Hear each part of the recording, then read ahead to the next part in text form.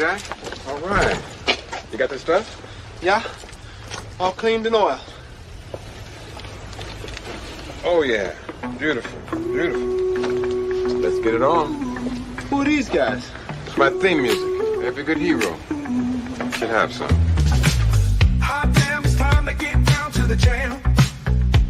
It's time to get down, it's time to get down, it's time to get down to the jam. I said it's time to get down to the knowledge, gonna get on down with the know. On the morning coffee show, on morning coffee with Keith, here on Pop Culture Minefield.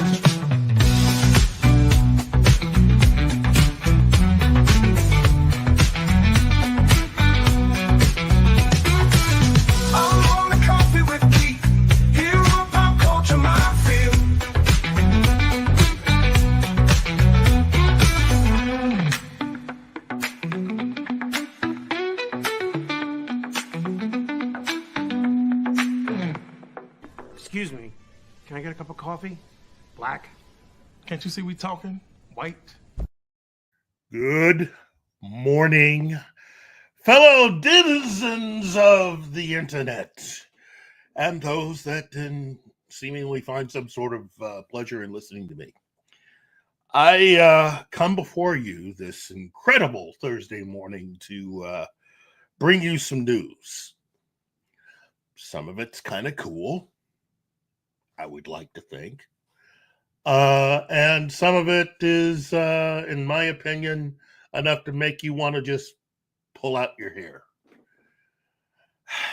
Days like this, I prefer not to suffer alone. So may I present Mr. Michael Decker, who's been on before, to help me through this and to share the burden of my suffering. You always drag me into this stuff when you know it's going to make me mad. You know what? I prefer to think of it as like shared therapy. Spreading the misery. Yeah, I get it. I get it. Okay. Sci-Fi Mombi, good morning. Oh man, Mephisto. Hey, how's it going? Wow. Well, oh wow. Sup, amigo? Vinziger. I gotta say, first let's go with happy news. Let's do that. Netflix has started showing first 3 episodes of season 2 of Arcane. And I have to say, having finished all 3 episodes, fantastic.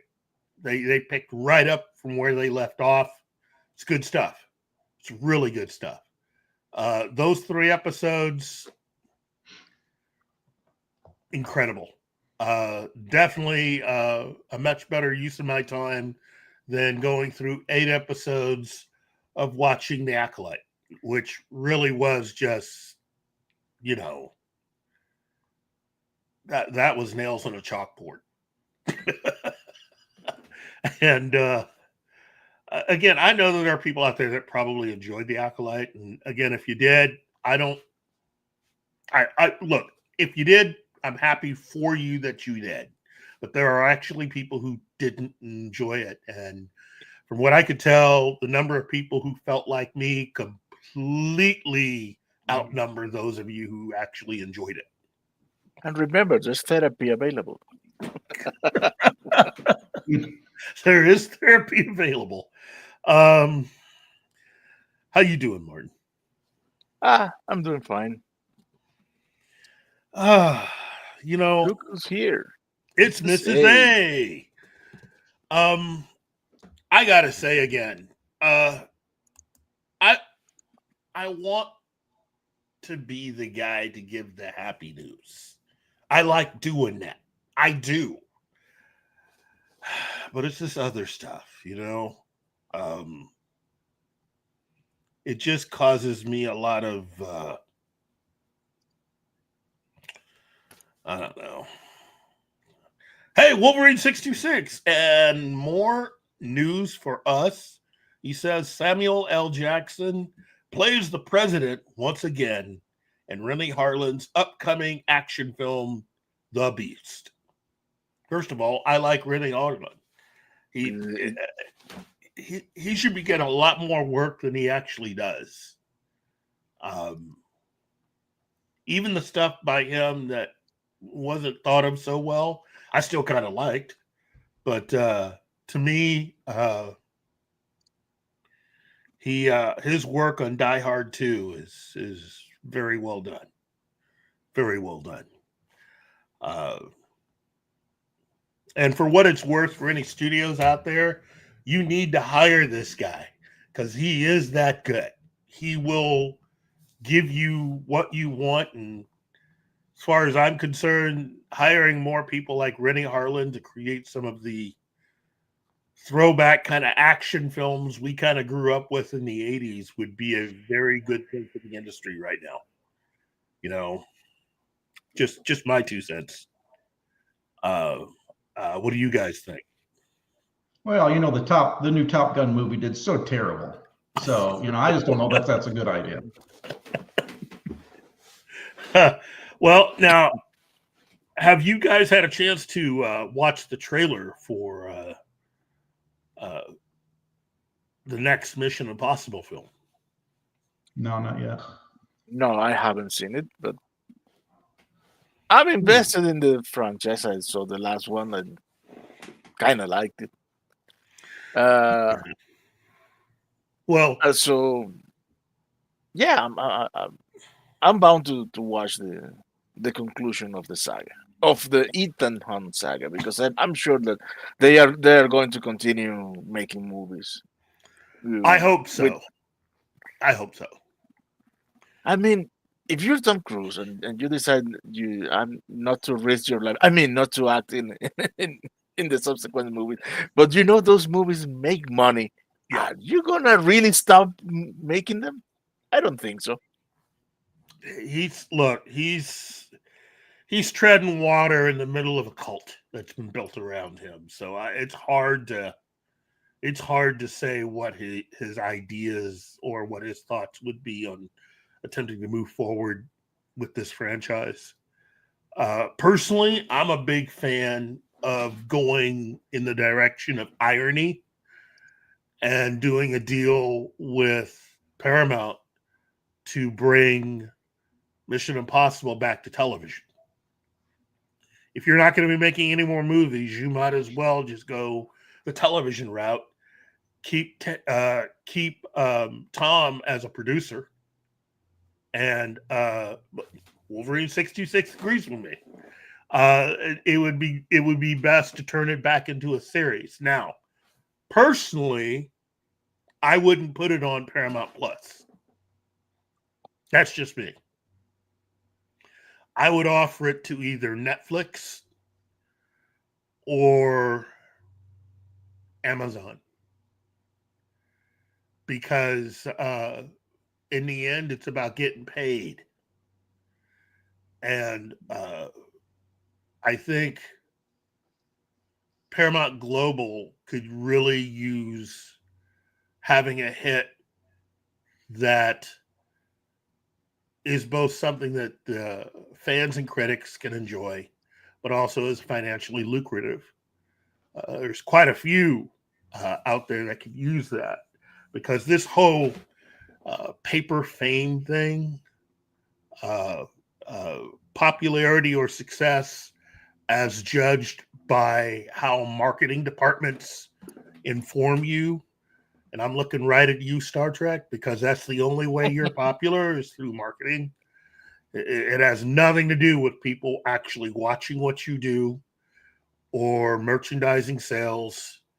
Definitely not money.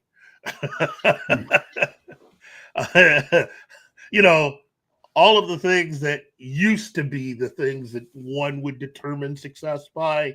Yeah, that's not what current K-Trek is being judged by. So Wolverine 626 says Reacher's been working out for Paramount Skydance on Prime. So yeah, again, it's about making money. Again, I learned this from David Zaslav. You know, if people are willing to give you money, take it. It's that simple. It is that simple. Gap After Dark. Hey, Gap. Oh, how are you, Gap?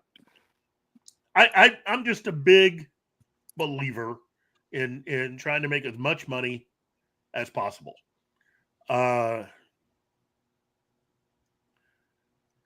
Let's see. Wolverine also talked about a Ted Turner documentary that just premiered on Max. Ted Turner. Yeah, that's a guy that's done some things. I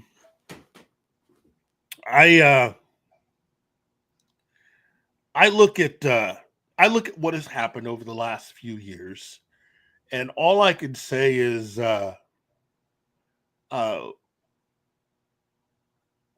unless you are Netflix or Amazon, maybe even Apple, for the most part, this whole streaming thing has not done a lot of other companies very much good. It hasn't really been lucrative in the way that they thought initially. You do have people watching certain things, but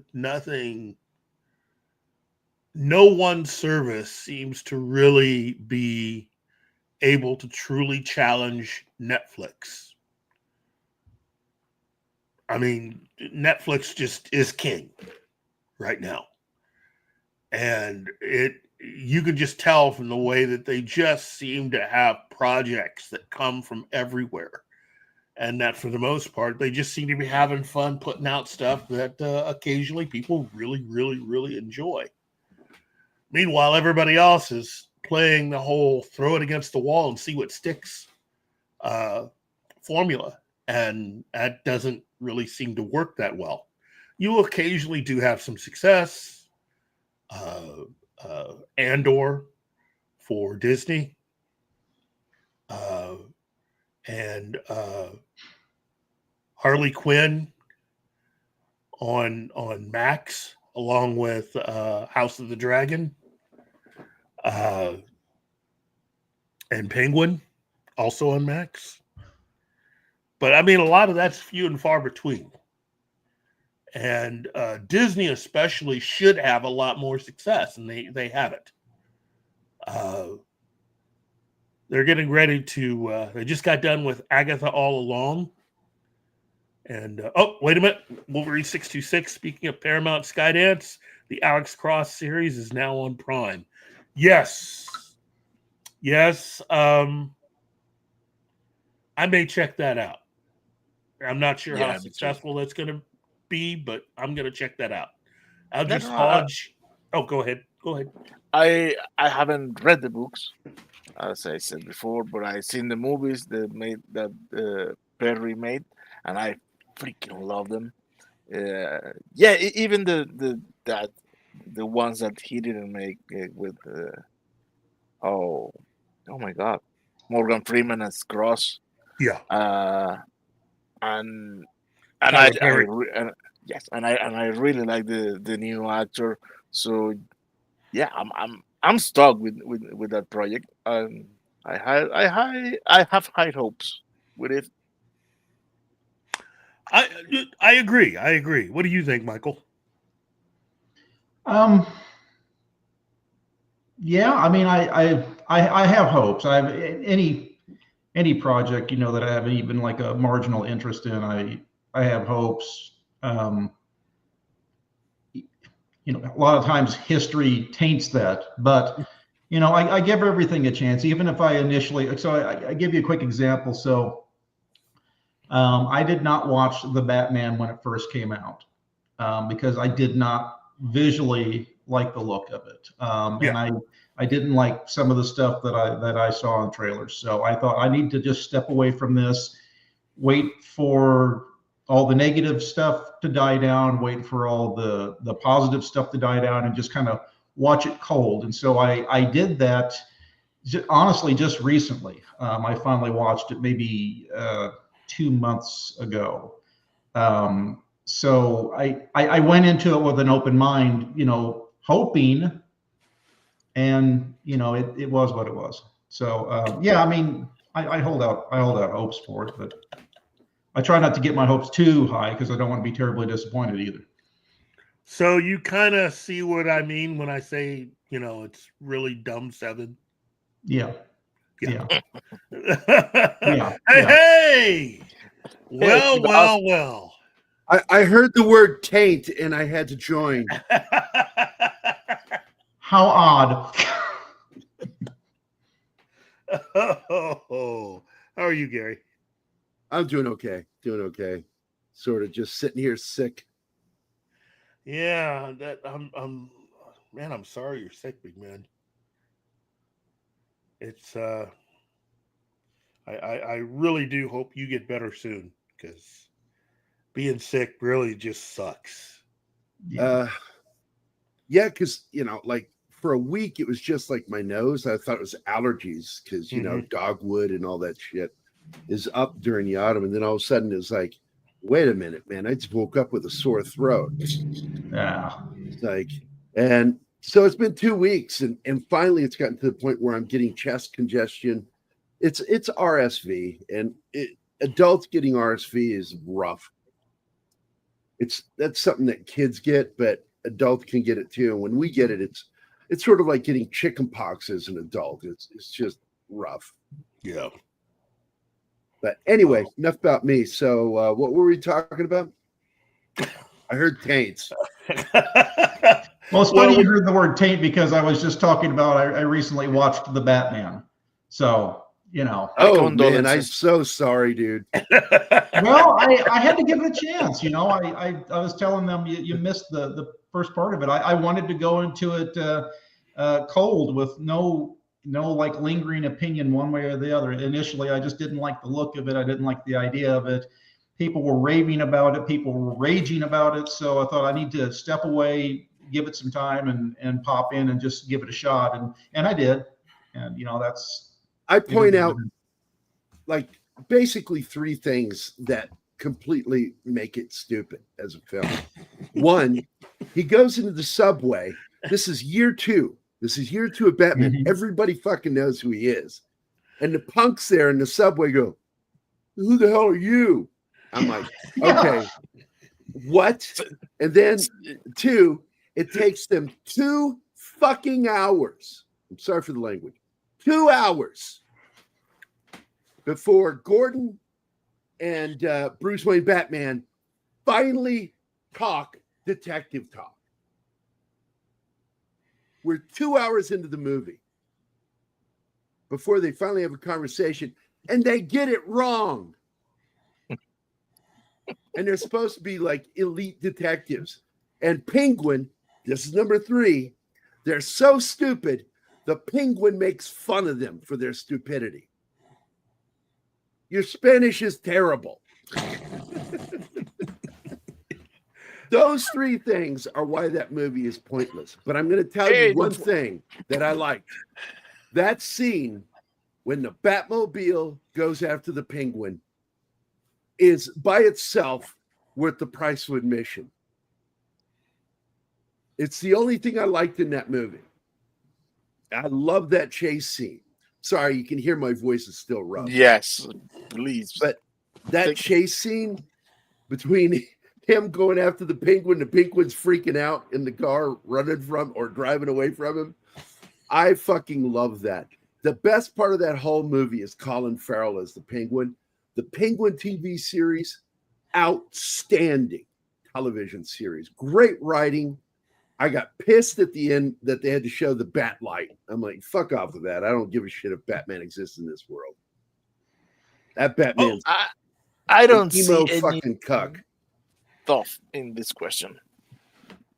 Yeah, this is to Gary, so tough question for the guy talking. Did you think The Batman was worse than the Bane Nolan Bat movie? Oh my gosh. No. I didn't like that very much either.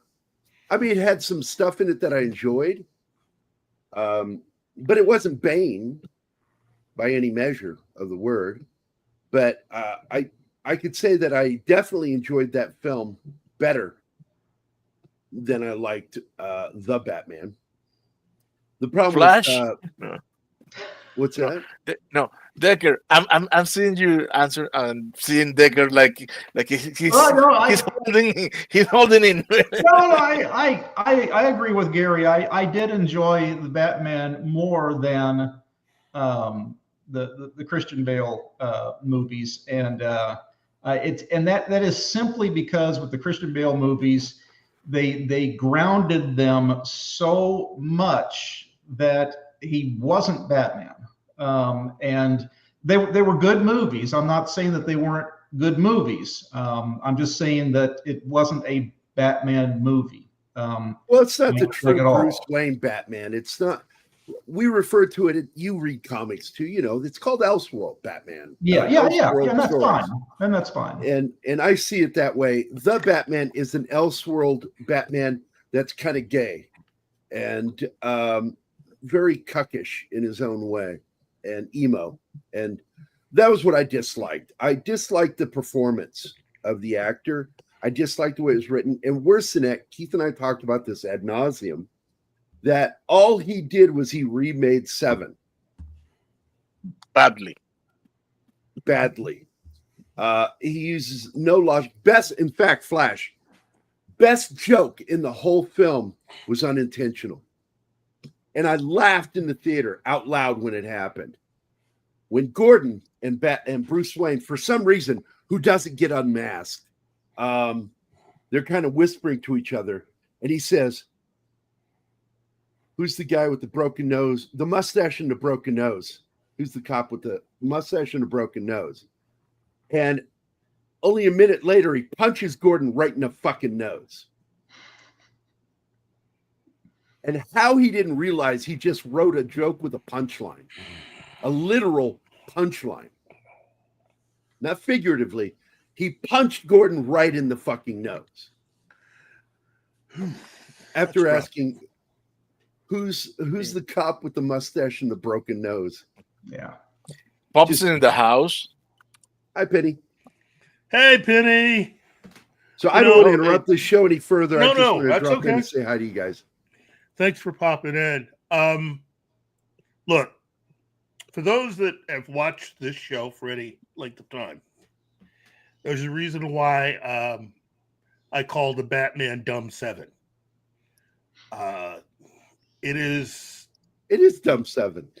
It is just not that smart of a movie. but it's not the worst movie ever made, but it's a movie that I think should have gone through at least 2 more rewrites. By somebody else. Yeah, Matt Reeves did not have. He thinks he's a smart guy and he's not. Yeah.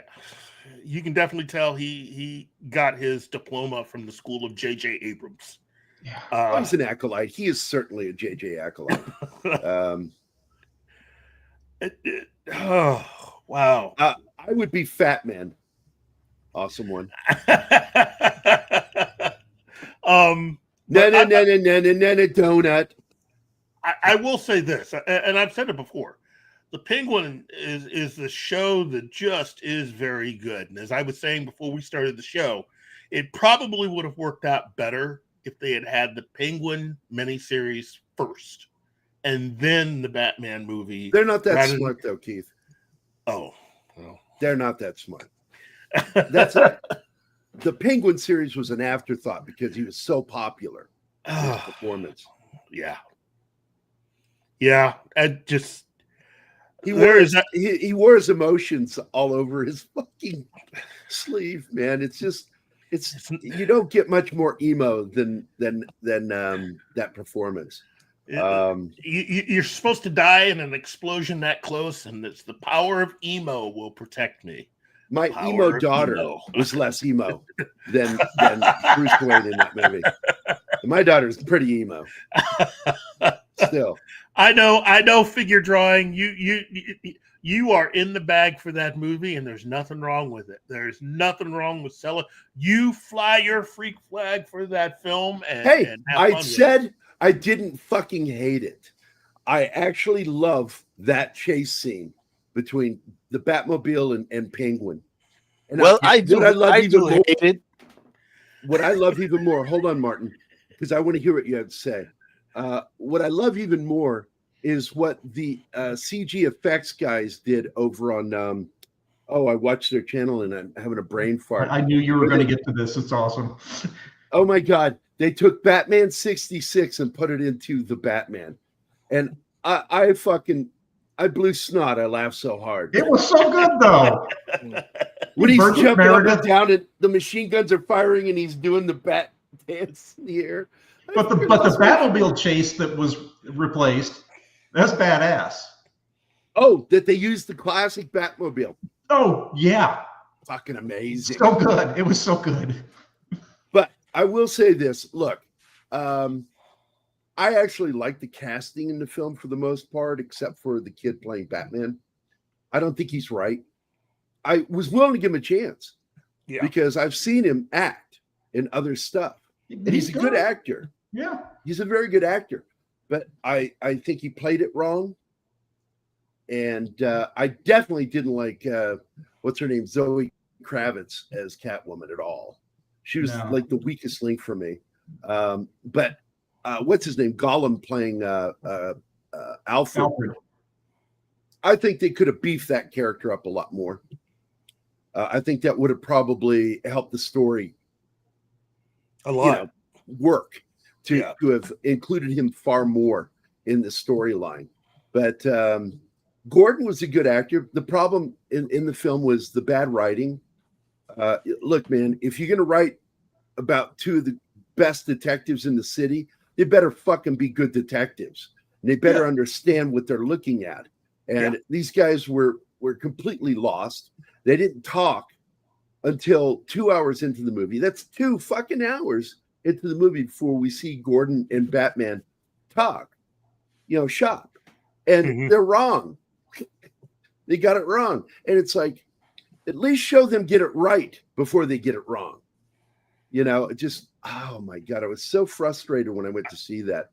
Now, ironically, like the first night, Keith was kind of elated with the film, but he needed a good night's sleep. And when he woke up the next day, he was in complete accordance with me on what was everything that was wrong with that film. Because sometimes you see a film and all you think about is the spectacle that you just watched. That's all you get. And then you get a good night's sleep. You wake up the next day and you really ponder what you saw. It's like Blade Runner. You know how big a fan I am of that. I'm the fucking founder of the fan club.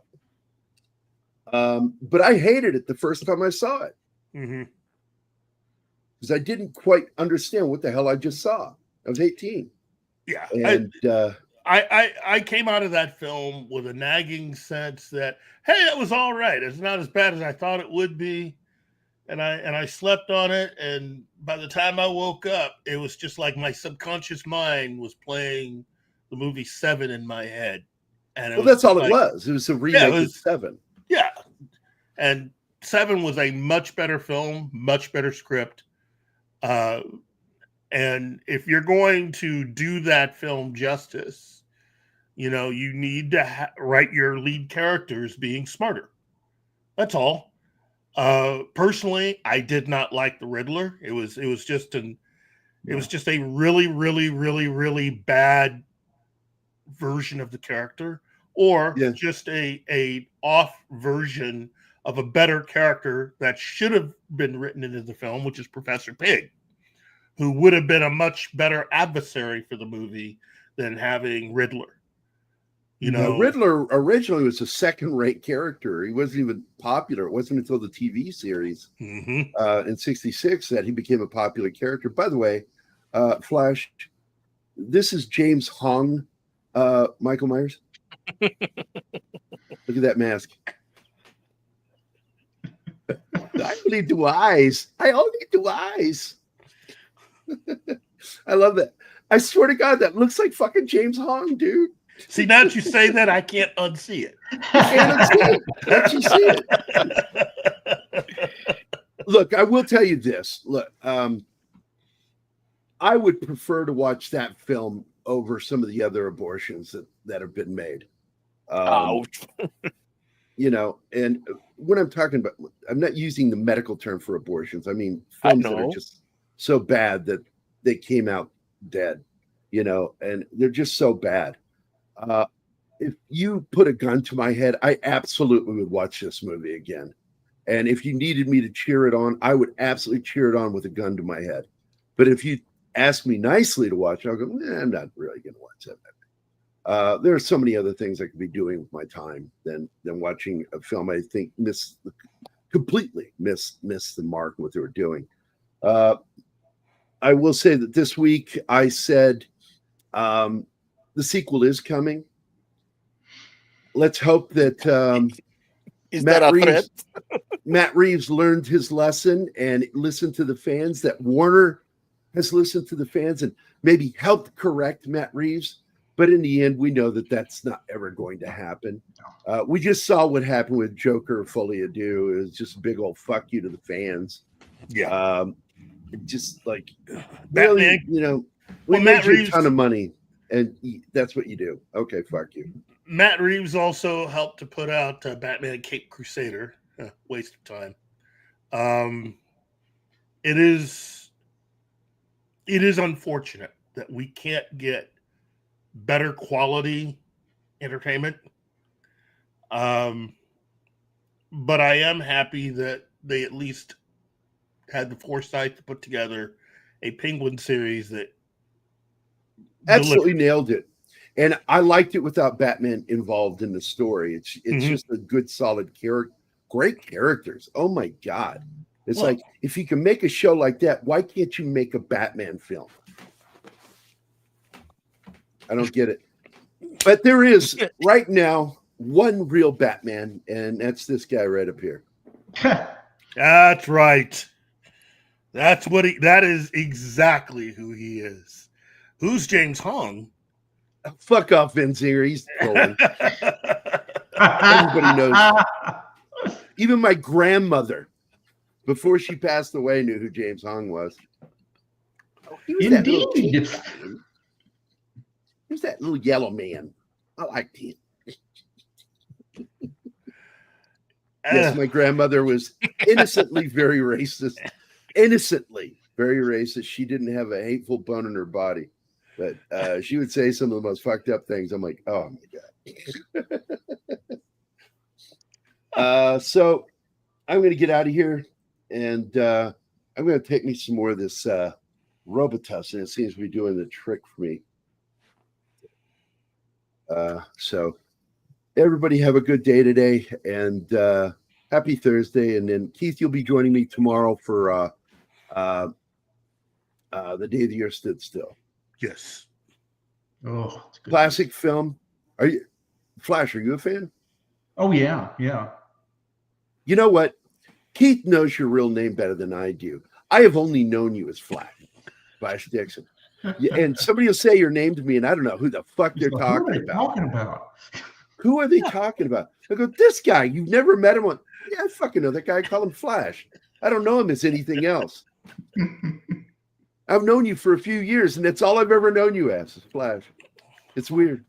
Well, then, his plan worked. Well, and on top of that, you look at me, there are friends of mine for years that didn't know my name was Gary.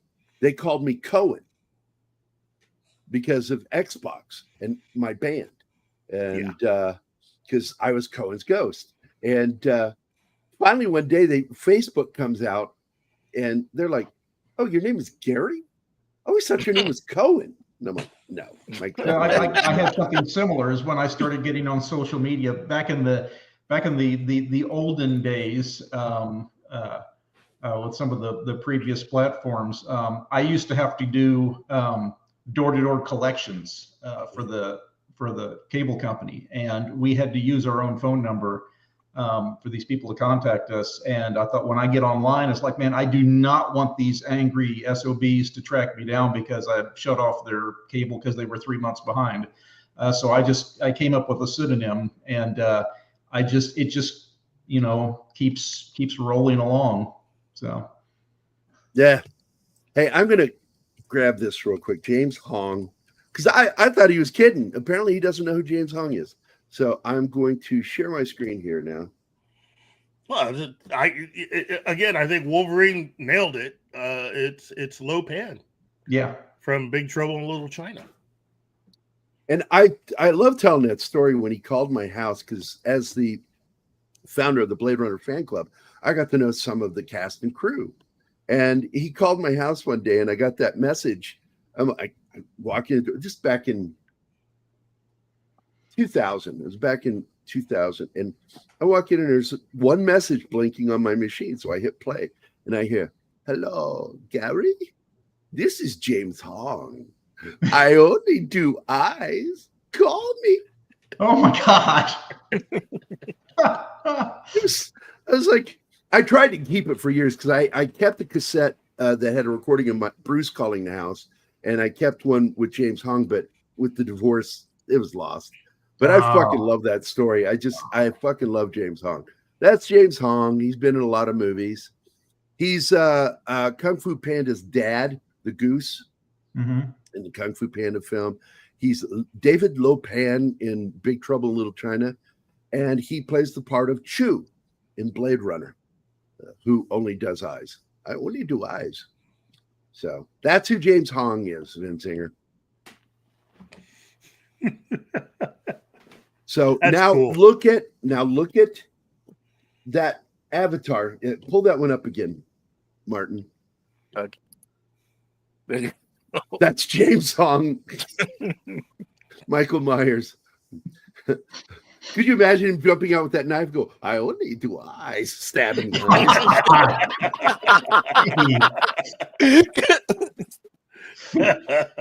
This killer seems to just want to stab eyes. Nowhere else. Some of them are surviving. It's awful. They're blind. So, anyway, that's my fucked up humor. I'm out of here, guys. Have a great Thursday, and I'll see you tomorrow, Keith. You too, Martin. Take care, Flash. And if you like the film, Day the Year Stood Still, feel free to join us tomorrow. I will see what I can do, but no promises. Okay. Take care, my friend. Bye, Gary. Bye, guys. Bye. Oh, I got to click the multiple buttons to leave. Yeah. Yeah, there you go. Now it'll Don't make go, up its please. mind. Now he's gone. Well, I gotta say, wow. See, when Gary comes in, it's force of nature type thing. I think to round out all of this talk about the Batman, and first of all, let me again just say I am so happy for the success of the Penguin. That is always a good thing. I may not be the biggest fan of the film The Batman, so I'm hoping that The Batman 2 is worthy of me spending 2 hours of my life watching that particular film. Because I'm telling you right now, if they screw that one up, I am so done. I will not be giving them any more money. You know, hopefully they've written a good script and they've decided to use some villains, and you know, we could stop everybody from trying to cover for all the mistakes in the film by saying it was only his second year. Oh my goodness, that does not cover everything. No. That does not help the situation at all, in my opinion, to keep mentioning it was only his second year. I mean, Loudest ninja ever. yeah, worst ninja ever. You know, I mean, Bruce Wayne, that version of him could easily be taken out by John Wick. Oh, that's right, Wolverine. Yes, he did, Wolverine. He said, oh, yeah, I forgot that James Hong also played Ryan Reynolds' Avatar in R.I.P.D. Yes.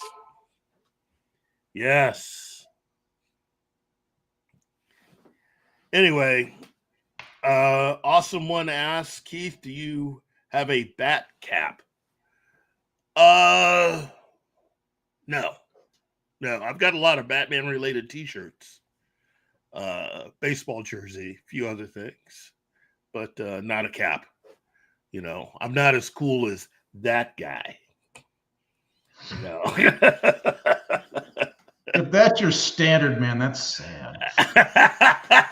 Yeah, but you're sitting in a Batman chair. He has a bad game. We're seeing mean- his bad game. And he's telling that no. I can't Well, even compete with Wait. that.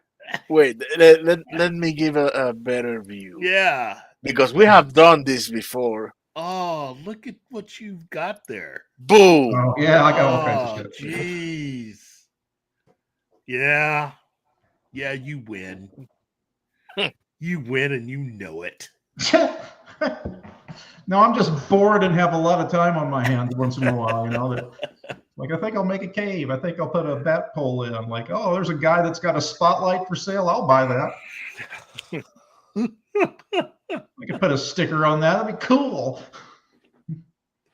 Well, let's go ahead and jump into this story about DC Comics. Let's go ahead and talk about what DC is doing right now, which is DC has launched what they call the Absolute Universe. Okay. And Absolute crap. oh man. Tell us how you really feel, Martin. I'm not. I'm just gonna say that a rectangle is not a bat. Oh my god! Wow.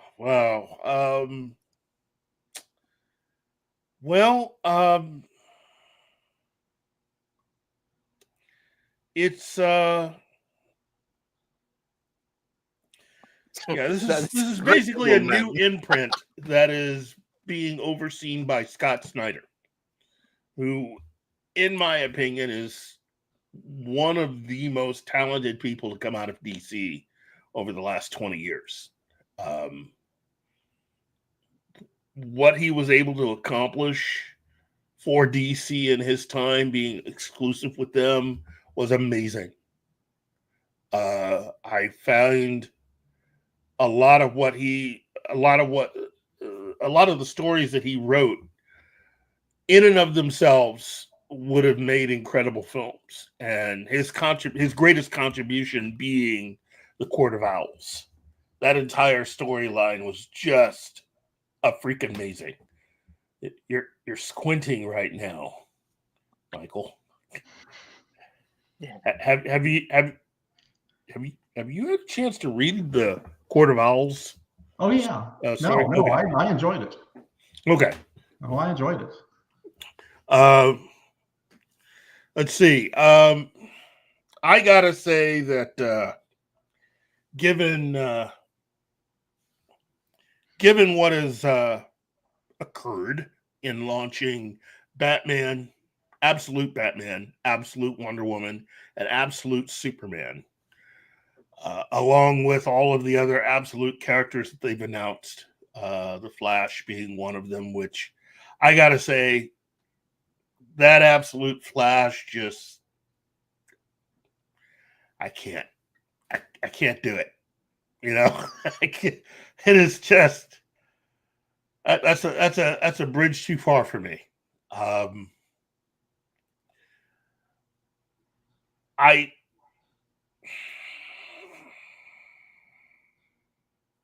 Making Bruce Wayne poor, yet still launching him as Batman, I will say, is a different way to go.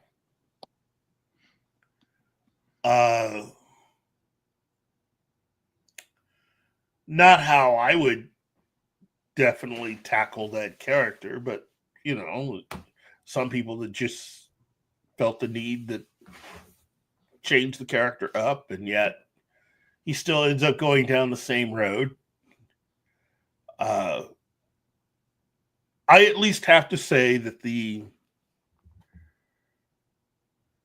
the things that I've seen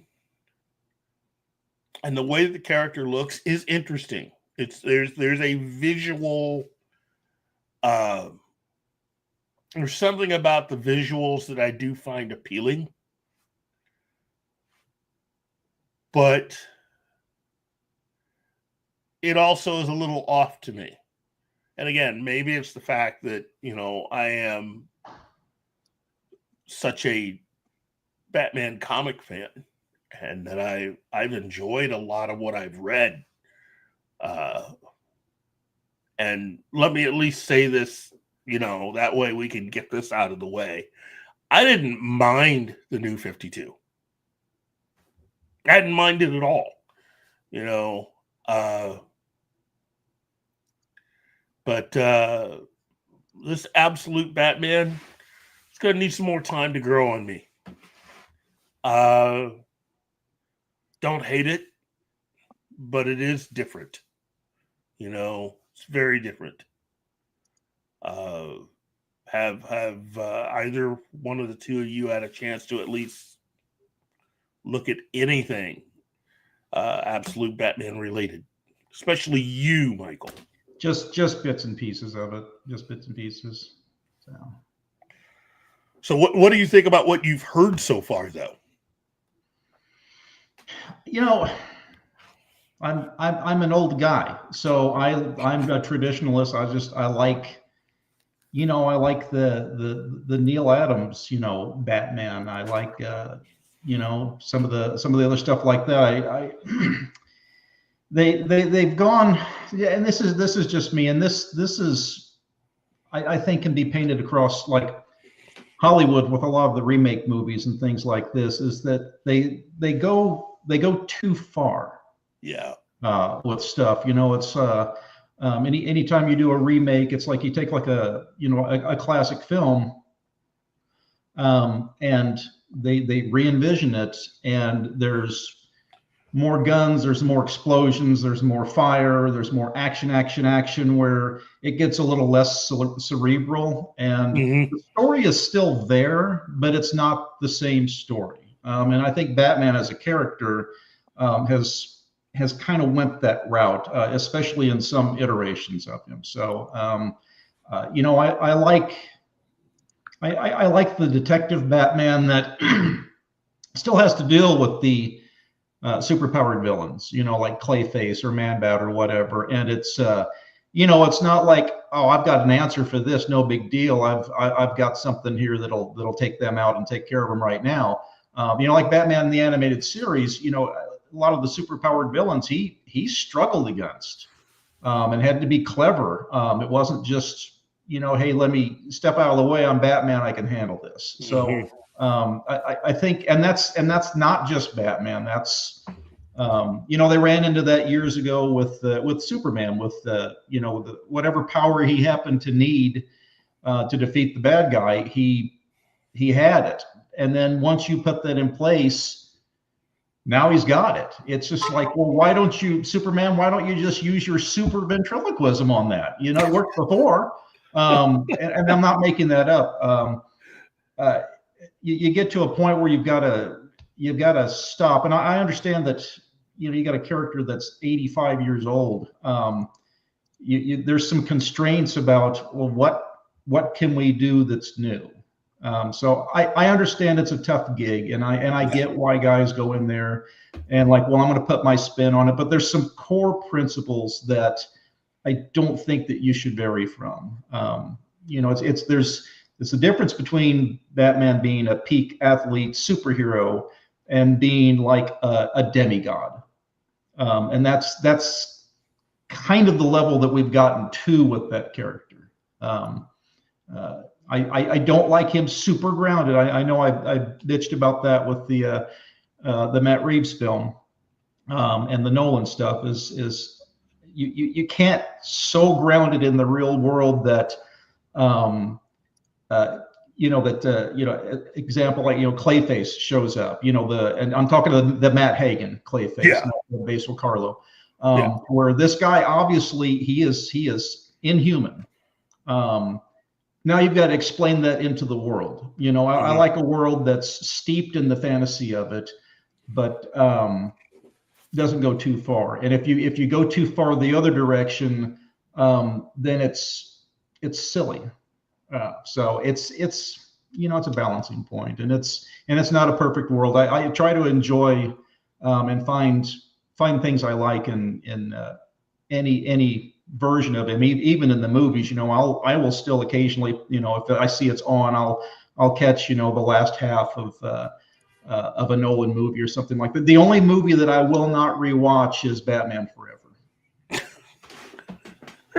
Really?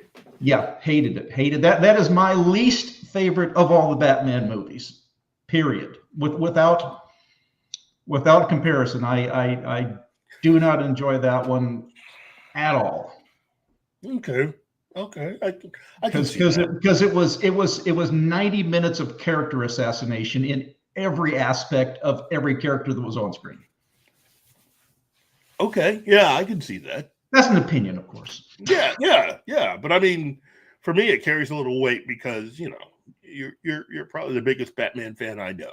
And I'm very opinionated. I'm not necessarily right, but that's my view on it. Well, I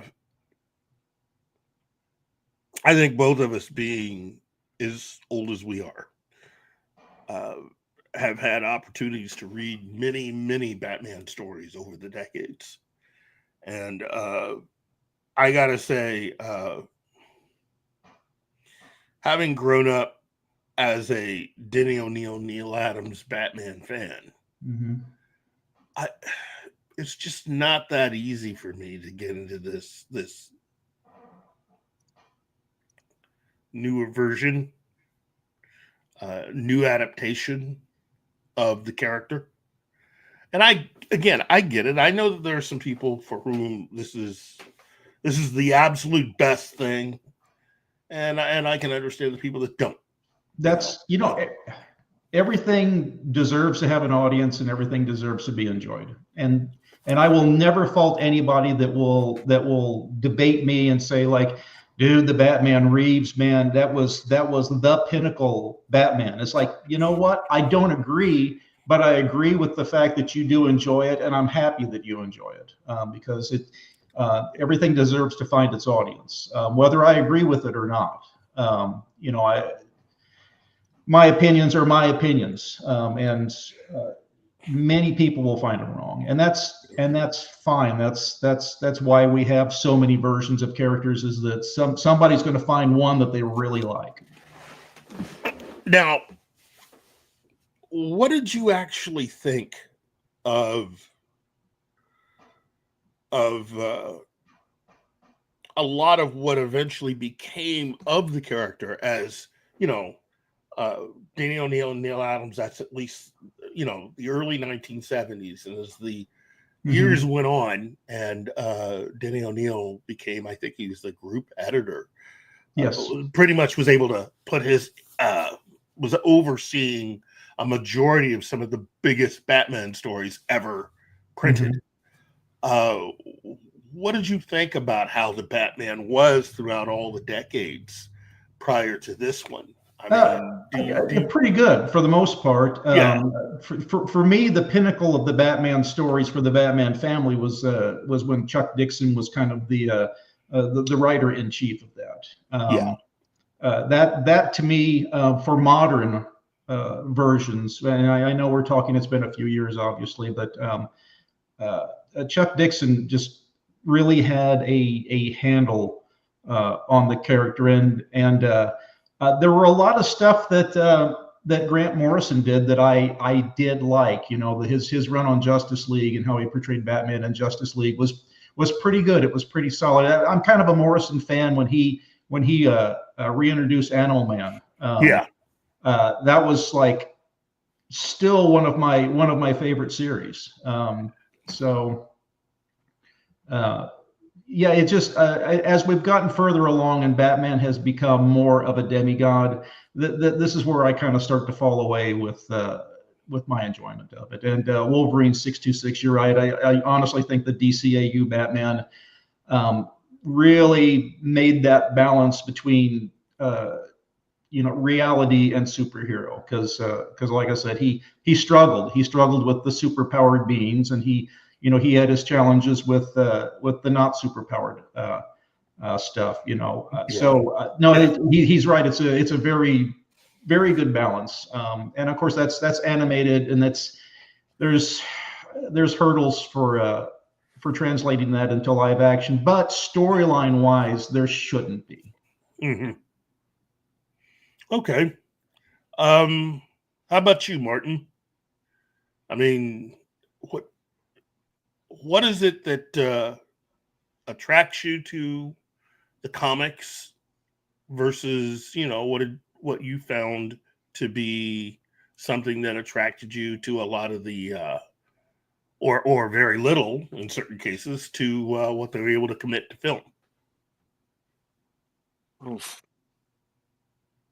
That's a hard question. I didn't start as a comic fan. I knew all these characters on TV as I was a kid. Batman 66, the Spider-Man animated show, which is not the same that that you have these days. The Marvel show, in which they look like more animated comics. Mm-hmm. That's what my introduction, and of course, then came X-Men, the animated show, and that I think that was the thing that made me more curious about the comics, and then I started watching the comics, and well, I have my very little collection. It's oh man, it's difficult. I remember my wife. She never told me, but I'm sure she doesn't like to watch comics movies with me, because I always say that is not the way it is in the comics. That is wrong. They changes this, they changes that. But she asked me, but did you like it? As a movie, it's okay, but they are not the characters that should be. Spoken like a true comic book fan. I'm telling you, that's hard when someone decides to institute changes and not be smart about how they do it, or at least come up with a competent way of explaining away why they either had X, Y, and Z, or did without X, Y, and Z, or severely altered X, Y, and Z. Some changes you can live with, some changes are cool, and some changes doesn't work. There's a distinct difference in writing and making changes to a character when it's I just kind of wanted to explore this, here's a facet I wanted to take a look at, and you try to get creative with the writing and maybe bring some cool stuff out. And then the other end of that spectrum, where the changes are made purely for ego. That's, I see so much of that, because somebody will be the new writer on the book, and it's I wanted to bring my take on the character, rather than like, I wanted to explore this version of the character. I wanted to explore this facet of this character's personality. Or there was an incident, in a storyline 2 decades ago that I really wish they'd have followed up on, and so I want to explore that. Versus, well, I want to make this, my Green Lantern. It's like, well, it's not your Green Lantern. It's you're the writer for a character that you have no input in previously to this conversation. So know your role, I guess. Good, because it's great that you're saying it, because I've said the same thing myself. You really do have to know your role. You're not the creator. You're just someone who's just borrowing a character for a limited amount of time, until such time as you give the character over to a new team. Yeah, it's They are, yes, they are stewards, and there's nothing wrong with that. It's a big honor, but yeah, they do yeah, what they want to do instead of what they ought to do. yeah. Um, as far as the absolute Superman and Wonder Woman, again, I like both those characters. I may need to give Wonder Woman a little more time. Superman, on the other hand, huh, Go on. I Come on. You can do it. I know. I know where it's going. I just want to hear it. Okay, look. As someone who hoped and prayed that we would never ever get J.J. Abrams's initial idea for Superman in front of audiences ever, having read a script that he wrote called Superman Flyby, it sounds like the people behind the Superman comic, Absolute Superman comic, not only read that script, but embraced it wholeheartedly. And went a different direction rather than having Cal and his parents be scientists. Mm-hmm. The L's were actually the rulers of the planet Krypton. Mm-hmm.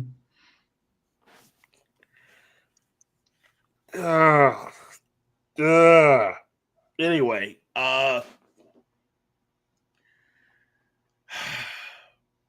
so for the Absolute Superman, you have the L's being servants, slaves on Krypton.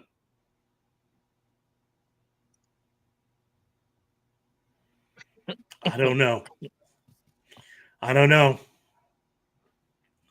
Lucky they were able to save up and get that rocket to shoot their kid off in time, though. Had to pull in a lot of extra hours there on the farm to make that money. Oh wow! Well, I mean that's the other thing. There's supposed to be this huge corporation that runs everything on Earth, because the story jumps ahead into the future as young Cal is basically using his powers to defend the weak. And you find out that the leader of a team of soldiers dedicated to this new cause is Lois Lane, who works for this corporation, part of a paramilitary group, who, when confronted with this obvious alien who could do all these amazing things, she yells at him and tries to get him to back down.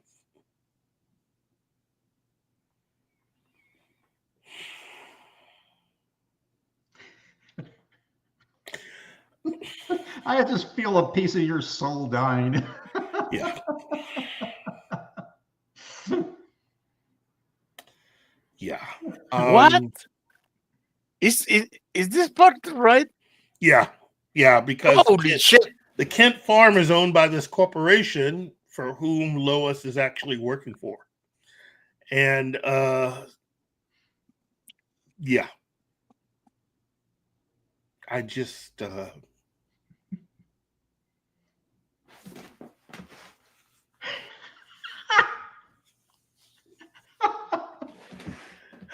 I'm sorry, everybody. I'm trying hard. I know it's not really about me because, you know, I'm old. But wow.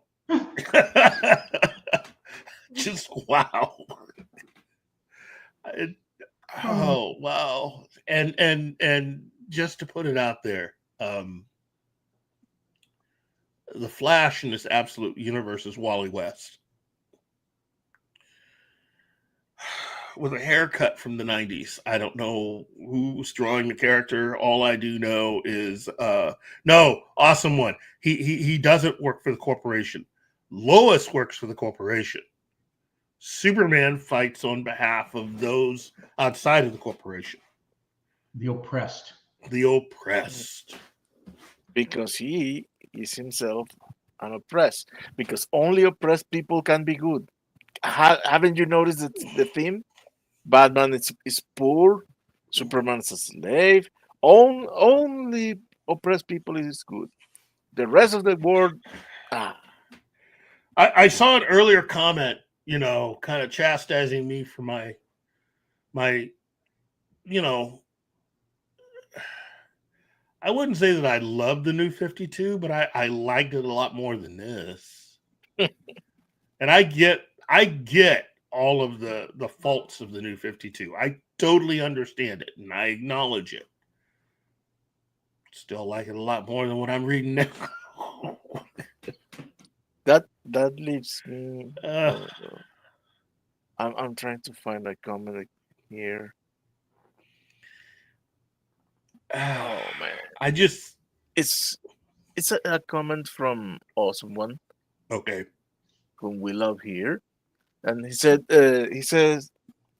that he likes many shows that we don't like, and that's okay. You can see that even in the panel we have our differences. I like that. I think it's crap. Oh no, you're crazy.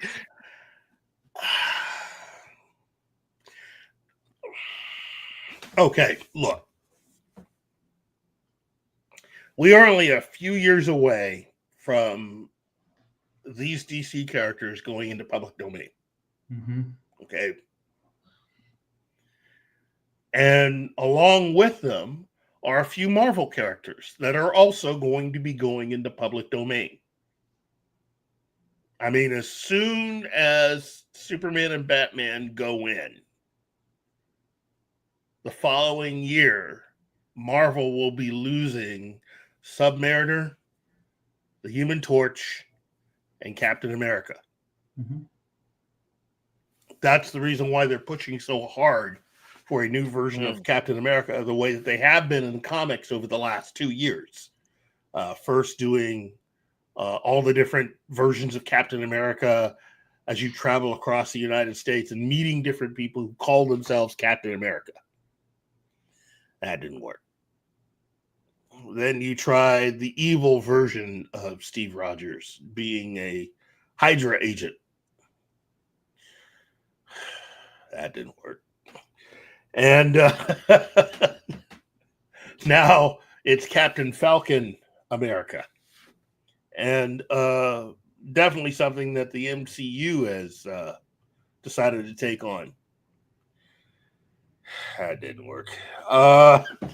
It's just, I love Falcon. Great character. I really don't see any reason why they had to make him Captain America. Especially since they weren't going to give him the super soldier serum. But that's me, I mean, maybe I'm missing something.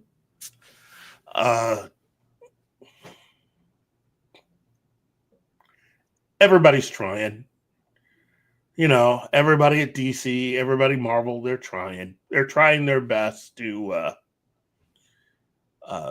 stop the bleed and reverse their fortunes as far as fans go. I say that they're not trying their best, so I will disagree on that. They're trying, but they are not trying their best, because if they were trying their best, there's a lot of voices out there they could listen to that would pick a lot of BS. Not mine, but just there are guys out there that would have a better handle on it than what I see. So no, I will disagree with that.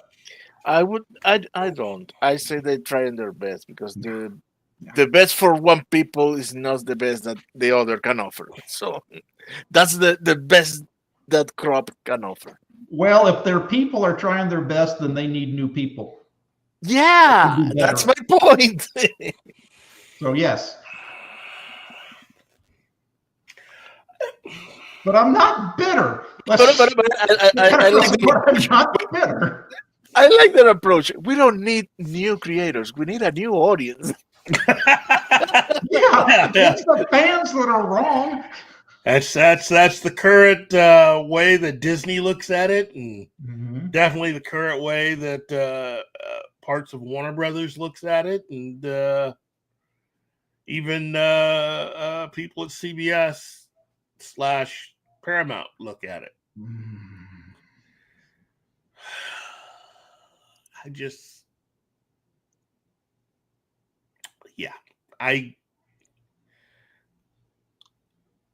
I grew up a DC guy, but I also had a love for Marvel. Fantastic Four, the Avengers, but even the X-Men. But there's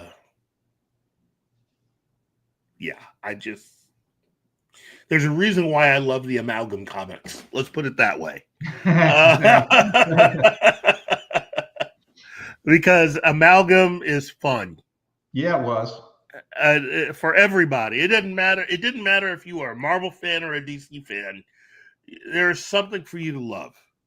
And why they can't just move forward. I mean, I know people want Marvel and DC to team up and do something else. My whole thing is, why not just team up and do more Amalgam stuff? Yeah, but it's already there. Well, I mean, No, now I'm just saying that they don't have to come up with something that it's the groundwork there. Yeah, it's just here you are. Let's do more. And you know what's great about that is you can do anything you want to those characters, and you're not messing with the characters. It's because it doesn't really. You can enjoy it, but it doesn't really matter, other than your enjoyment of the particular character that you like. So that's your combined Elseworlds. Yeah. Look, I have no illusions. Okay, I think in a perfect world, DC and Marvel will get together and at least do an animated Amalgam movie. Oh, that'd be fun. Really? Yeah, I mean, that'd be fun.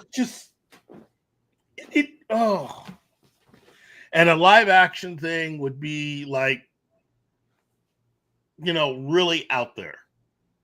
I would love to see it, but I know the chances of that happening are just, it's like me finding a winning lottery ticket within the next 60 seconds. It's just not going to happen. How fun would a Spider-Boy movie be, or a miniseries? How fun would that be? Amazing Spider-Boy. Or Bruce Wayne, Agent of S.H.I.E.L.D. Bruce Wayne, Agent of S.H.I.E.L.D. could be fun. Oh, yeah. Wow. It's just... There's some cool stuff that could be a lot of fun. It'll never happen. No. We're like Bruce Wayne, owner of S.H.I.E.L.D. Financer of S.H.I.E.L.D. That would be kind of fun, too. But, I mean, these titles are actually what they've actually done for the Amalgam comics. And I think they should most definitely revisit some of these characters. It's just... Anyway. Yeah. Anyways, back to the show. We can't actually change too much out there, but look, I've had some fun on Matt Reeves' part. Mm-hmm. I don't know the guy. I'm pretty sure he's a nice dude. He seems passionate about what he's doing. But the video that you sent me the other day pretty much confirmed everything that I thought about Matt Reeves, which is that I just don't believe he's as big a fan of Batman in the comics as he makes out.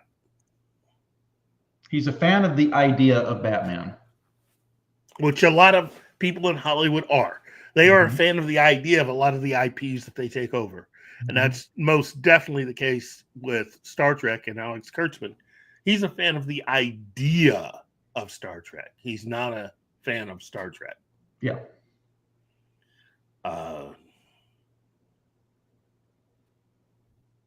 Yeah. There is so much that could be accomplished, and there's all kinds of fans out there who are just wanting to see something a little bit different. You know, we've had the opportunity to see the MCU, and the MCU is trying to course correct right now. James Gunn is working on DC's universe right now. So I just don't see why you can't go outside the box a little bit and do something with some of these characters. And in this particular case, the amalgam characters. But also, you know, I mean, Marvel, in my personal opinion, Marvel right now is the company that's the furthest away from getting back to where they were. I do not believe a lot of the people currently working for Marvel Comics have the best interest of a lot of the longtime readers in mind. Figure Drawing asked, did you guys like Picard Season 3? Let me put it to you this way. You can see the reason why they never allowed Season 3 of Picard to come out on Blu-ray or DVD in its own package. It is out with the combined first and second seasons, but never on its own,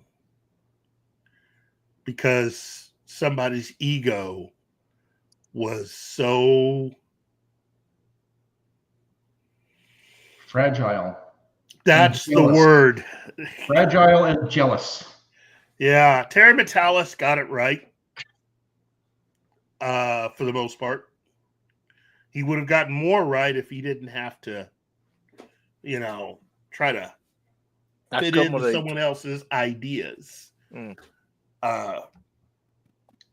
But I will say this about he and the writers that he had. They were smart enough to be able to weave a story that you almost don't really need.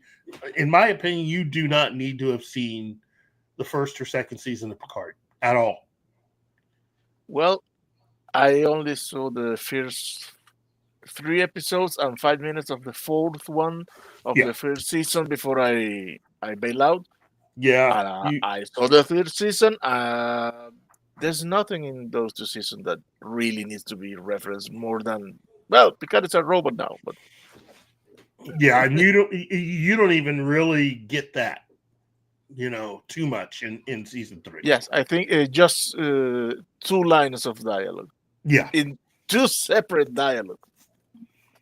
but you can tell how badly things are going when the only successful thing you have to try to get people to buy the other 2 least successful seasons in order to bump up your numbers.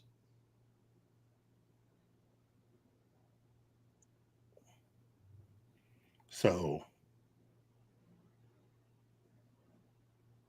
yeah. Anyway, hold on. Wait. You said Here. Marvel Comics totally outdo DC Comics in sales, though. Yes, Marvel has been doing that for quite a few years. As I've said before on other episodes of this, part of it is the fact that DC Comics has been wholly owned by a corporation since 1975.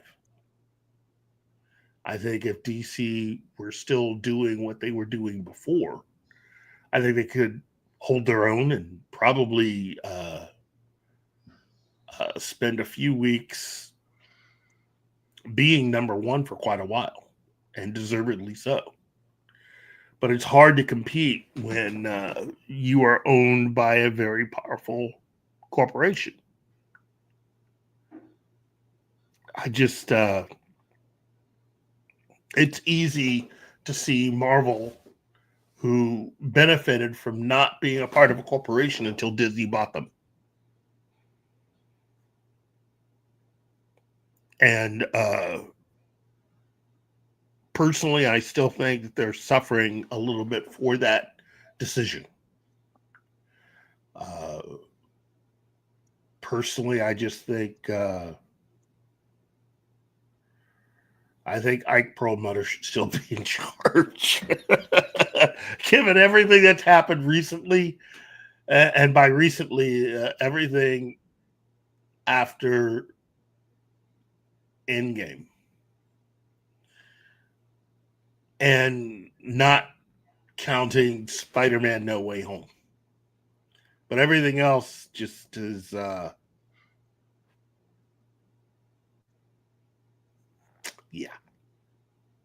yeah, that's where I'm gonna leave that.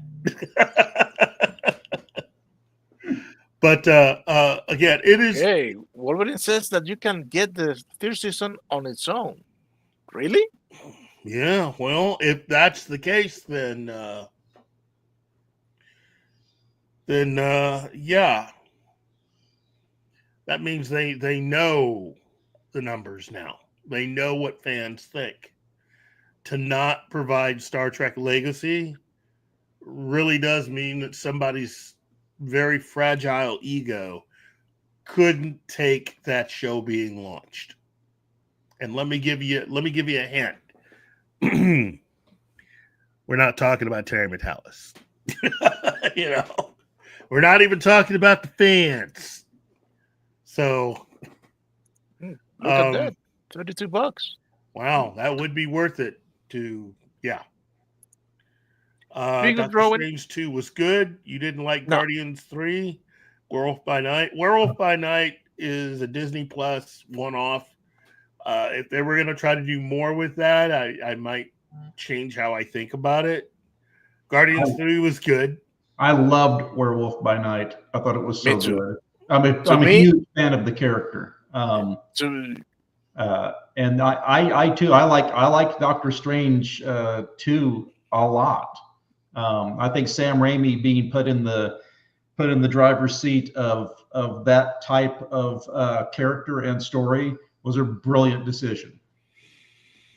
You see, another example of how diverse the opinions are. Mm-hmm. To me, Werewolf by Night is the best of these three options. I really like the Werewolf by Night.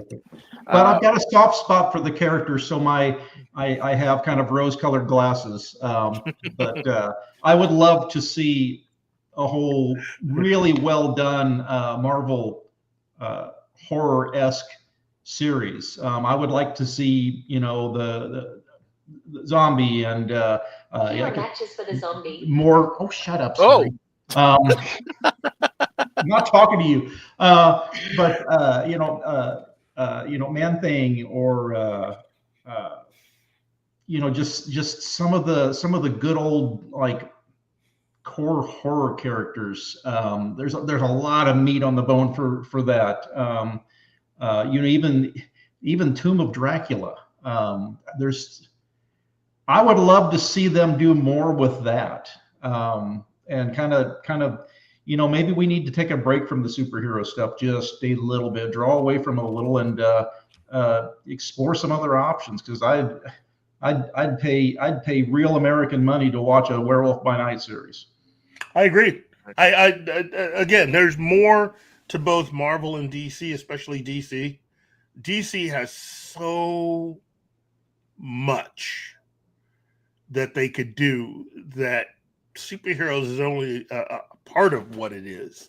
But the entire DC universe, if James Gunn in his ultimate plan is thinking about going outside of it and just adapting other things, then and to make it part of this massive universe, I'm down with it. I think they should go ahead and do, a lot of the heroes and characters from World War II. I think they should adapt a lot of their heroes and characters from the Old West. I think they should adapt characters from even further back. But I mean, it's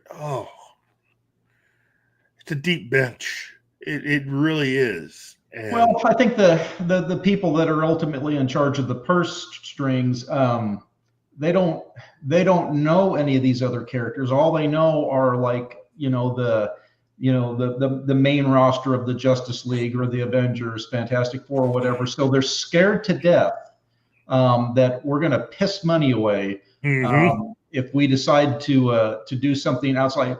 If somebody came up to them and said, like, I have got the perfect director, I've got the main cast kind of tapped already, we've got an incredible script, we really, really want you to green light a haunted tank movie. It'll never happen, ever. Yeah. But I would be there opening day to see that. Or even better yet, they could still do Challengers of the Unknown. Oh, dude, yes. Just it's the A-Team meets the X-Files. And wow. Oh, Challenge of the Unknown would be so good. You know what though? Wolverine 626, I've said it before and I'll say it again. Warner Brothers had plans, originally. And it wasn't the same kind of plans that Marvel had, but they did have plans. They were going through a lot of the non-superhero books and IP and trying to find ways of getting all of it to work for them. Thus the reason why you had the Red films or the Losers. I think when you think back on the cast that they had for those films, why not just go ahead and make one last one that's a crossover between the two? I mean, think about it. You're looking at now, surely you can't have Bruce Willis in it. But what you are looking at is a cast that could include Jeffrey Dean Morgan, and you could also have Zoe Saldana, if she'll come back and do it, Chris Evans, and you could then cross that with the actors from Red, and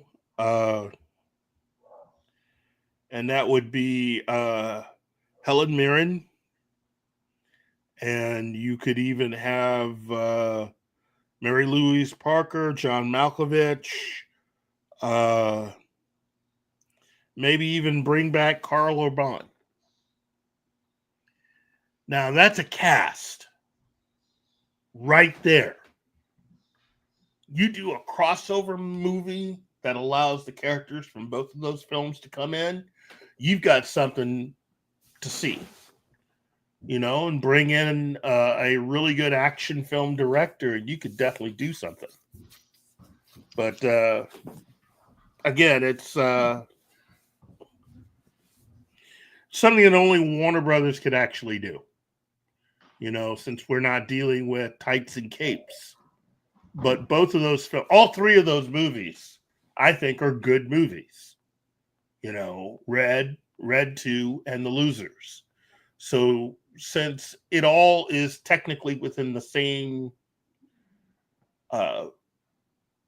it's all shadowy spy / world traveling hitman universe. It all is the same within that. So my whole thing is, why not cross both movies over? It makes a hell of a lot more sense to cross those over than to have Men in Black crossover with 21 Jump Street. By the way, we have a question here, and we're approaching the time in which you have to leave. And this question is it's gonna take some time. So I Yeah. say we attack this. Okay. Figure No, drawing. I mean, we address it. Figure drawing. Are you guys more excited for Superman or Fantastic Four movies? I wish Superman was a series, not just a movie. Peacemaker was good because it fleshed out characters. Okay. That's a good question. Figure drawing. I'll tell you what I'm looking at here. After a documentary, I can understand what they are attempting to do with Fantastic Four and Pedro Pascal being cast as Reed Richards, because to me, he's not Reed Richards. I'm sorry.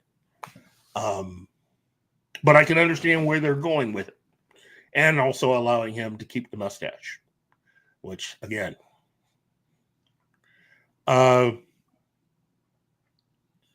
you're going to have to write one heck of a script. If I really want to be honest about it, to win me over with Fantastic Four, if you're going to have them be introduced to the MCU, that's going to have to be one hell of a script. I'm just going to put it out there like that. And I'm not saying that James Gunn and what he has for Superman is any easier, but as a comic book fan, Warner Brothers has done more right with Superman overall than Marvel Comics has had success with any version of Fantastic Four that has been done up to this point. Okay. I am truly looking forward to Superman, because it's doing what I think is really the best thing to do without having to copy the MCU formula beat for beat. Because I've always been a believer that you don't have to do that. No. You really don't have to follow that formula. As long as you have some really well-written scripts, you cast really well, and you get some really talented directors, you can make anything work.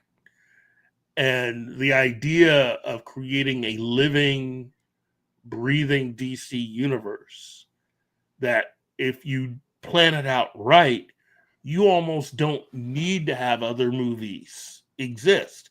You can show how it would be if this were an actual universe that everybody lived in.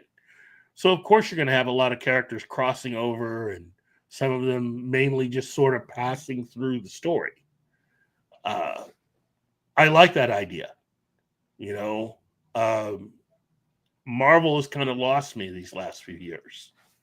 The MCU has kind of lost me a little bit. I think they've wandered way too far.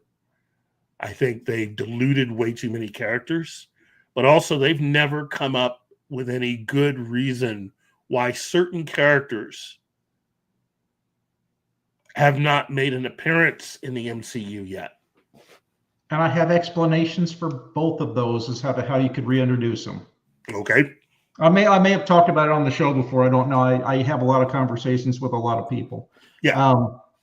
So Fantastic Four, I understand kind of doing a period piece thing, which I'm all for, but how do you explain where they are now, you know, as far as like current MCU stuff? I get it, but at the same time, there's no explanation of what's been going on. So for me, you reintroduce the Fantastic Four as, and you maybe preface this a little bit where they're hinted at in some of the Disney Plus or movies or whatever, but you literally have them show up one day, because they have been lost for 50 years in the negative zone or in a space anomaly or something, and they get back, you know, and they say like, well, we're back on Earth. things don't look right. What's going on? Well, it looks like some time has passed. So you just completely just explain over. Well, they were around in the 60s, but now they're back here. You don't have to go into great detail and depth. You don't even have to explore, other than the comment of just like, I didn't think we would ever get out of the negative zone. You know, Annihilus almost had us. Leave it alone, you know, if you want to pursue that later on. And the other one is similar-ish with the X-Men. Yeah. So the Charles Xavier's, you know, Uncanny X-Men, they were not high-profile world-saving heroes. You know, they fought Magneto. There was, you know, it's almost urban legend type of stuff.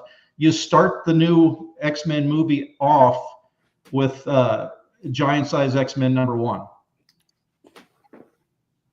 Professor Xavier, you know, he gets another team together because he has to go rescue the original X-Men, and then you start folding them back into continuity. So that way you can relearn. They can even cherry pick some of the characters that way.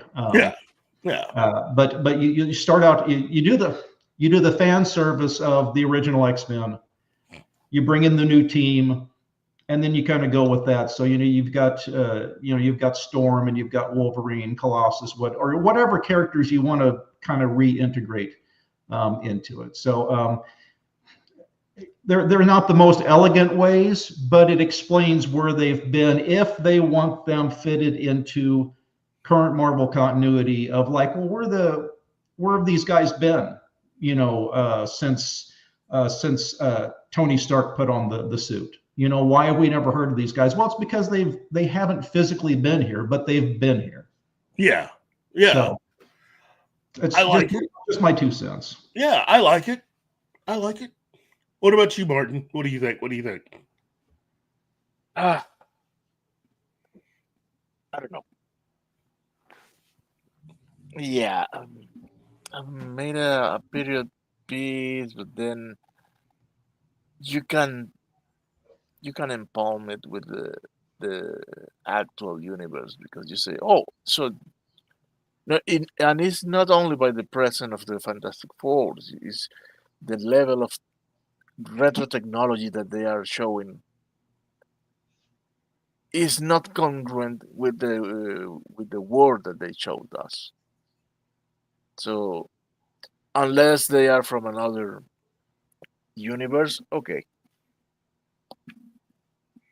And honestly, I don't know. And I cannot have a real flesh out opinion because I haven't seen the thing. I haven't seen which explanation or excuses or lack there are they gonna give us. So yeah, but on the other hand, I am not really motivated to see a Fantastic Four movie because they have never get the Fantastic Four right.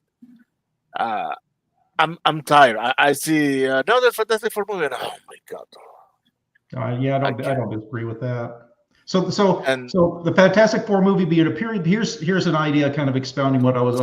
You do the Fantastic Four movie. It's a period piece. At the end of the movie, or at the beginning of the next period piece installment, that's when they go run into the negative zone or whatever. They have an adventure, you pull out something like they or whoever, and then at the end of that, you bring them back at the tail end of that, and that's where we get the reveal of like, my God, how long were we gone? And then in the third movie, bam, they're into the MCU. I just think there's a real stumbling block that they've set for themselves making that a period piece, because you have no explanation of where they've been these many years, you know, or do you never bring them into current MCU? Here's the thing.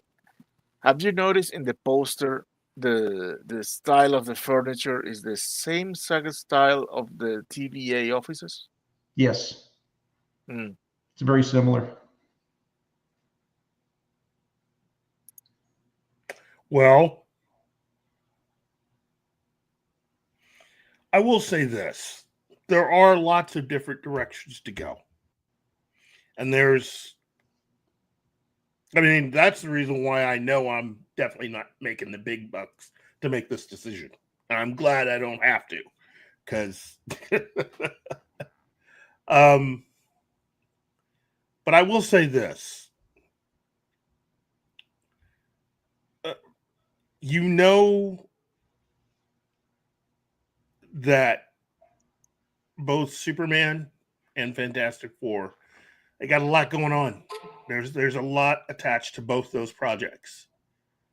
If Fantastic Four does not do well, that is a major blow. Again, that's a major blow to the MCU. Now, it's not a death knell, but it's a major blow. If Superman doesn't do well, I think Zaslav is just going to rain heck down on him and all that he knows. Yeah,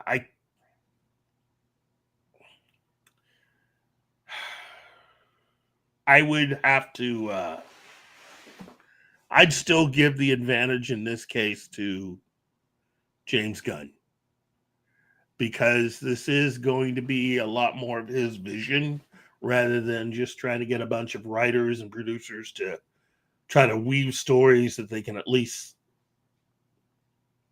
try to make seem coherent. And that's what Marvel is right now. Personally, I think they should just do 3 more movies and call it. And just go ahead and reset the entire MCU, because everybody's aging. The whole Mahershala Ali situation is embarrassing. I mean, it's 5 years since they announced this project. And now with Kevin Feige saying what he did, all of you out there who were hoping that Wesley Snipes was going to get another chance, Wesley will probably be back. He might even end up playing Blade. But he won't be the MCU official Blade. That's still going to be Mahershala Ali. It's just a question of when.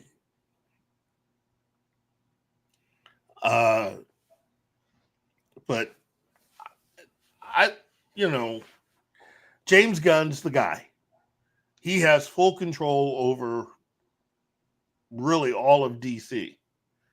So he gets to make the decision of what's going to get made and what isn't. And based on interviews with him, especially his interview on Michael Rosenbaum's Inside of You podcast, we're not going to get everything coming at us. He actually is thinking about the possibility of overexposure.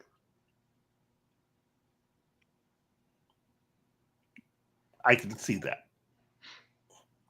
I hope he does a good job, because I don't have a tremendous amount of faith in his approach to some of the DC stuff. Just given past stuff. I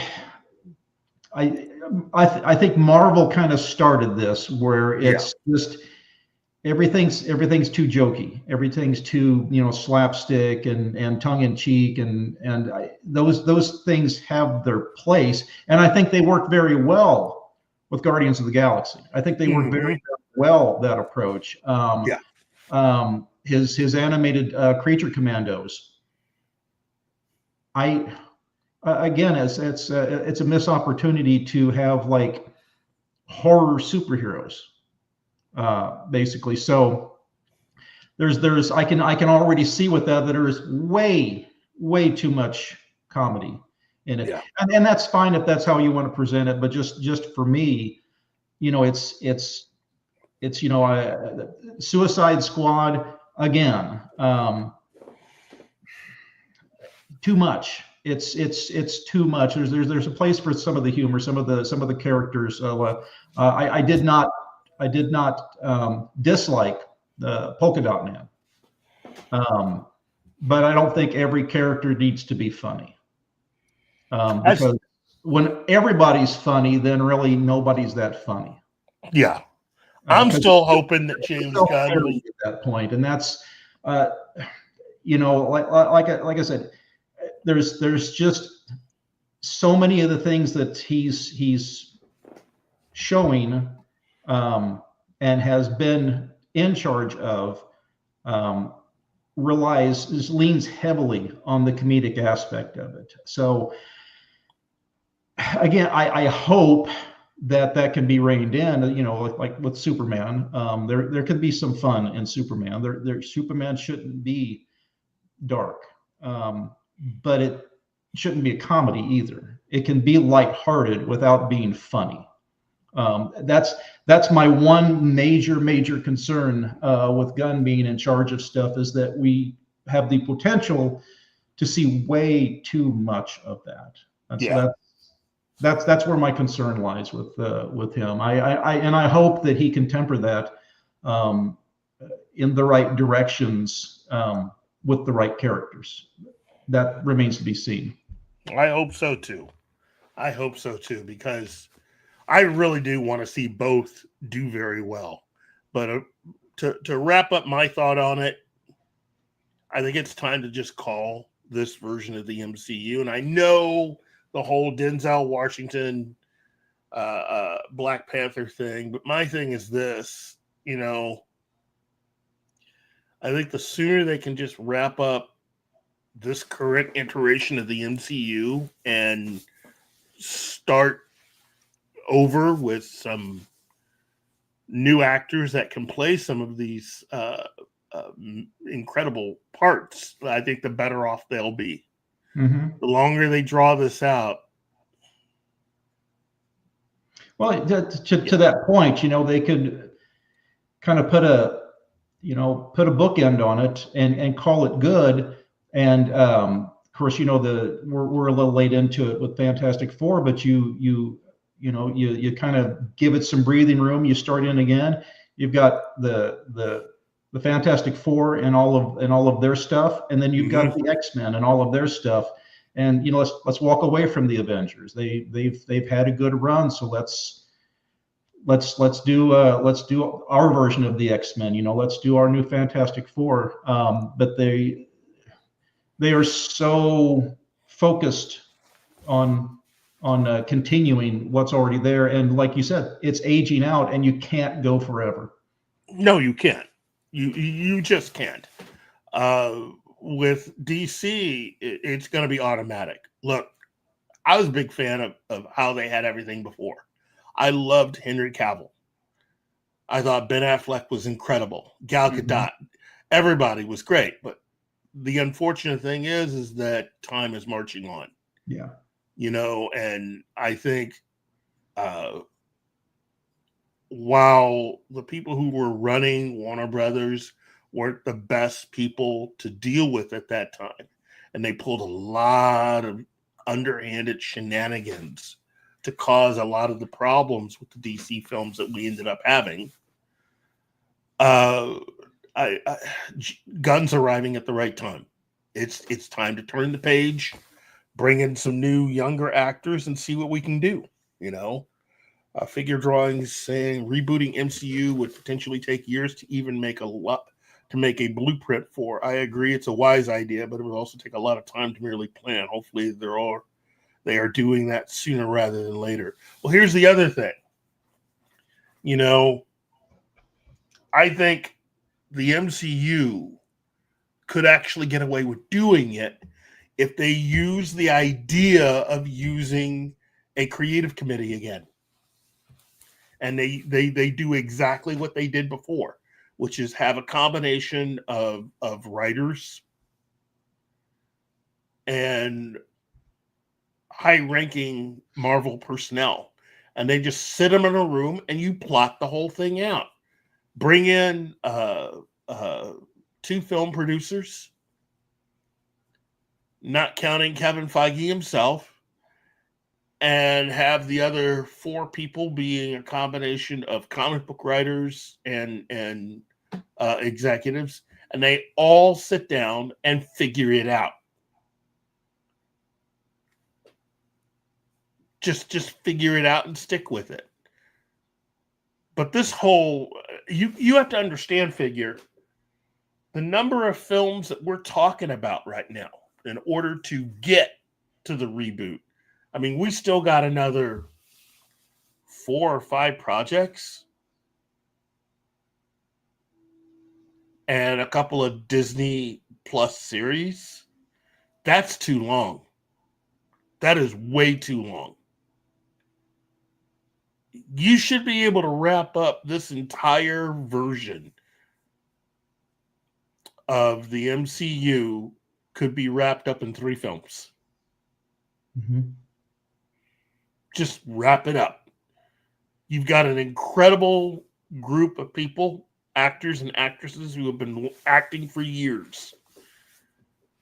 I say wrap up the whole thing so that you can properly introduce Fantastic Four and X-Men with no baggage. Mm-hmm. That to me is the important thing. Because if you're going to continue to try to pull in some threads from what you just got rid of, you're asking for trouble, ultimately. That's like when the Fox X-Men had their last movie with Phoenix. The perfect ending to that movie would have been Phoenix wins. Yeah. Literally destroys the universe.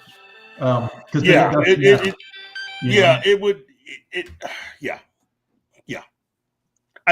that would have been cool because it's a swan song, so why not go out with a literal bang and just it's over. Yeah. Good questions. And I love that. Good question. Caused me to really think things through. So thanks. Thanks to everyone that is tuned into today's show. I think that's the extent of how far we're going to go today. I'd like to thank Michael Decker for giving of his precious time. And of course, let me also thank everyone who has been participating, starting off with Andy Morrow, Vinkman's girl, Penny, who had to leave to see her grandchild, definitely Pops, Country Shape Media, Figure Drawing, Awesome One, Gap After, Wolverine 626, Mrs. A, Vin Zinger, because you haven't been zing unless it's been Vin Zing. Fucking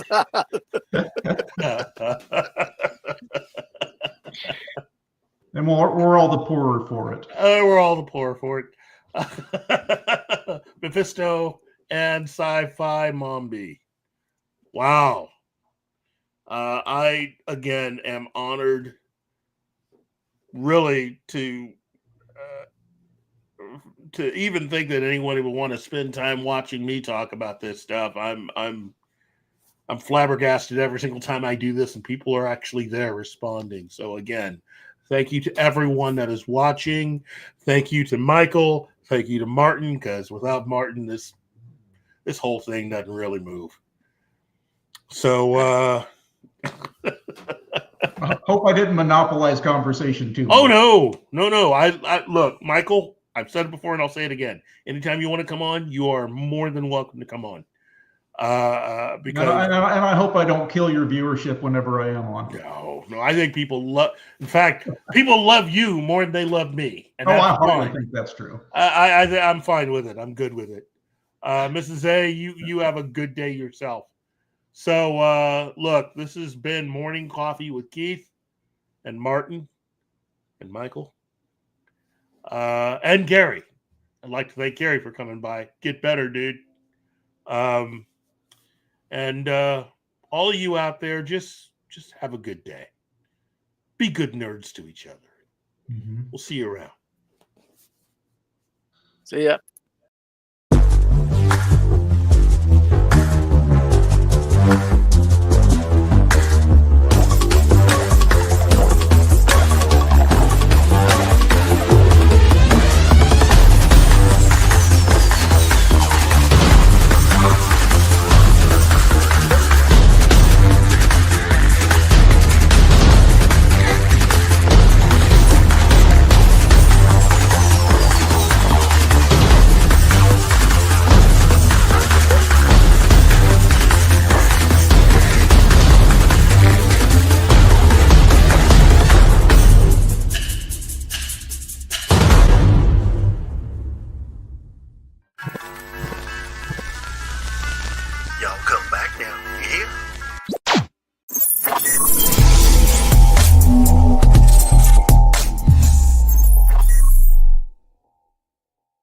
Thank you.